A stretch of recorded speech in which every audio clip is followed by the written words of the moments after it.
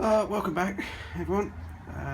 What I'm going to do is whip the heater out, because let's have a look inside this heater, see what the leak was that my daughter spotted the other day, dripping onto her feet, and then see what we can go from there, see if I need to buy a new heater matrix, see if it's repairable.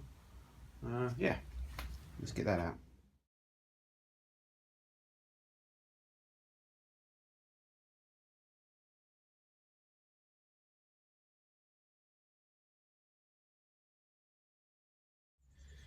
Okay, heater matrix, heater's out. I thought before I just take it all apart, I'd just give it a quick test, which I could have just flicked the switch in the car actually, but I didn't even try that. And I know Martin mentioned it ages ago before I fitted it. Hey, he goes, why didn't you check stuff out? But hey ho, we'll check it out now, which I'll just do. I've already got the switch on. Oh, that runs lovely. Oh. There you go, it's cleared itself up now. Alright, so maybe some grease and stuff in there, but it seems to work, so let's take it apart and see what we've got inside.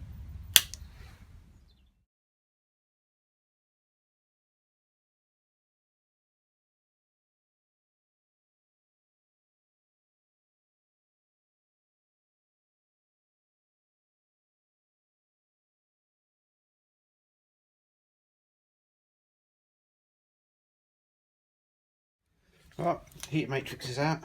Just basically went around one side of the box, air box, taking all the screws out. Simple enough. So yeah, got this out. Looks pretty good, but you can. What I've just noticed is it doesn't look like the matrix is rusted or anything, because it looks like it's aluminium. But the plastic adapter here, or the sort of manifold that goes on, it's separated. It's bent. I can definitely see gaps in that, which must be where it's leaking from. So I'm thinking maybe if we just get some sealant on that and put it back on again, and we'll see how it goes. I don't think you can buy just the ends. Well, you could if you bought the whole thing. But what's funny is, look, see that? Leak tested. They didn't test it very well, did they? Okay, yeah, that was obviously years ago. So yeah, I might take that off and just see. As I said, yeah, maybe just sealant will do a bit of Tiger Seal or something like that. Removing the adapter, I see where it's sort of lifted. The O-ring had actually come out of its seat as well. So yeah, so it's got O-rings in there to seal it, but because it lifted up, it obviously caused it a bit of a leak. So I'll have to have a think. I'm just wondering, I don't think I can get away with just screwing it back down, because I don't know if you can see it. It's hard to tell on there. It's definitely not flat. So because it's not flat, it's not sealing properly.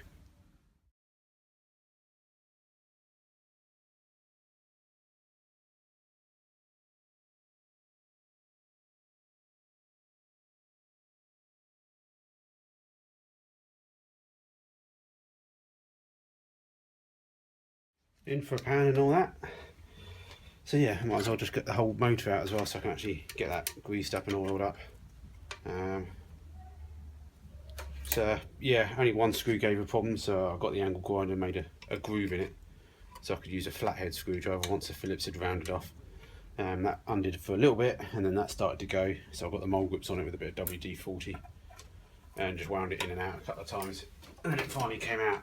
So I've come up with a sort of idea. I might just go buy something new, but I've come up with an idea that I could make a metal plate that goes on top of this as a spreader plate, so the screws can go through the metal plate, squash this down so it's flat and keeps it flat. So that's my current idea. Saved me actually buying anything, but we'll work on that. I think there's just enough room for it to go in behind the thing. So yeah, let's give this a start up and see what happens. Okay, just got the motor clamped down.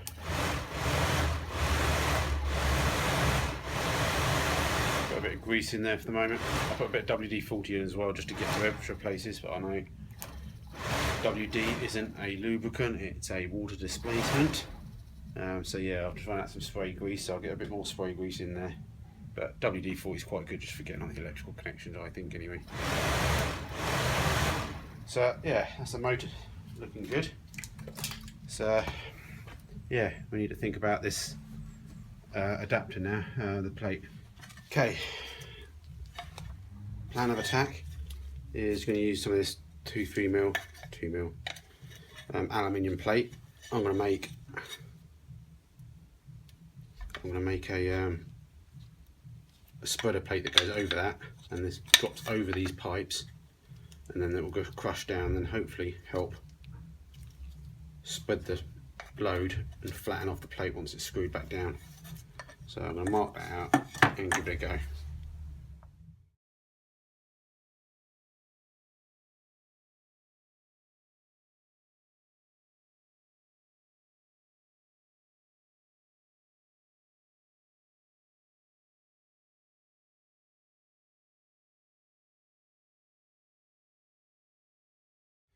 Okay, I ground that out. So yeah, a bit easier working with aluminium, although technically it's a softer, so I'm hoping that it will still crush down alright.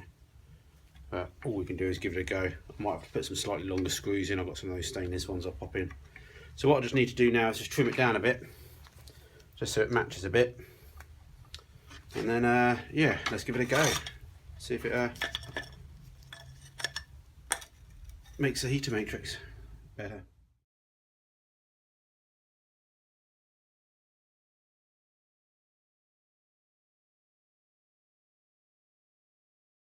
Okay, it's a plate cut. Yeah, all we can do is wind it on and see if it makes any difference. If you know, I could visibly see before that it wasn't sitting flat, so hopefully I will this time. Okay, just trying it on the top of the heater matrix. I just trimmed it up a little bit. I think I just need to open up the holes a little bit because there's some like little high lugs here that it goes over. No, it won't go over that, will it? Because that'll be on there first. So, no, I think that's all good. So the only key thing is whether it actually fits inside, but we'll have to try that.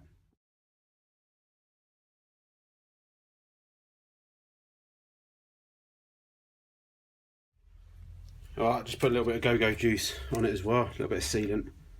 But I definitely saw it as I was screwing the aluminium down. You could see it all straightening out.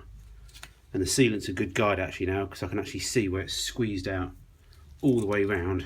So obviously if it was a bit high, it wouldn't be squeezing out. So I think that plate has allowed it to spread the load now and not warp the plastic. I can definitely see it straighter. So as long as it all goes back together, that's a cheap and easy fix.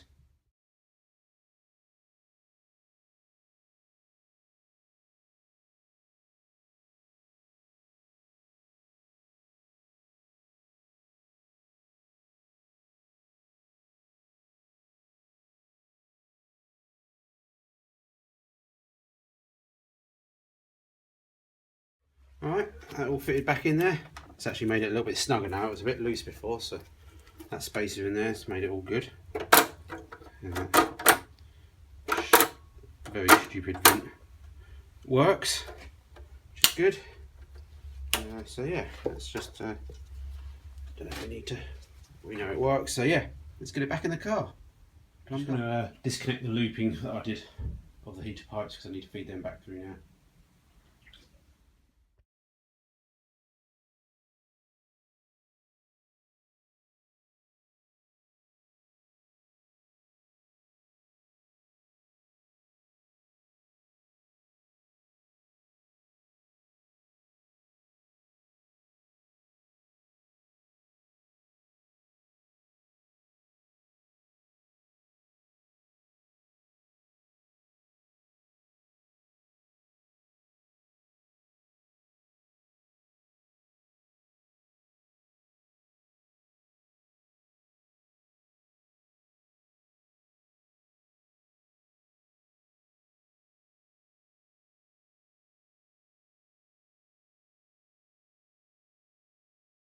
Okay, heater fitted back in again, plumbed in. So I'm going to try and top it up with some fluids and just give it a quick run and see if I see any leaks.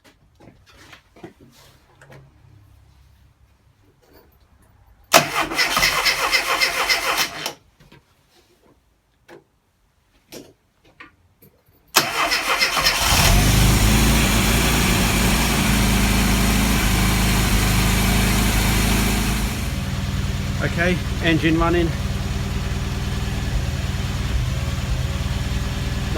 No drips at the moment, so I think we've got a job good there. Obviously, got to run it right up for another day, but turn that off because I expect you couldn't hear me. But yeah, no visible leaks just at the moment. So looks like we fixed that. Yeah, which I'm quite proud of. Hopefully my dad will be quite proud of me actually fixing something, so that's good as well. Not that he's not proud of me, I'm just saying, but I'm quite proud that I actually did something like my dad would do, actually make something and fix it instead of just replacing it.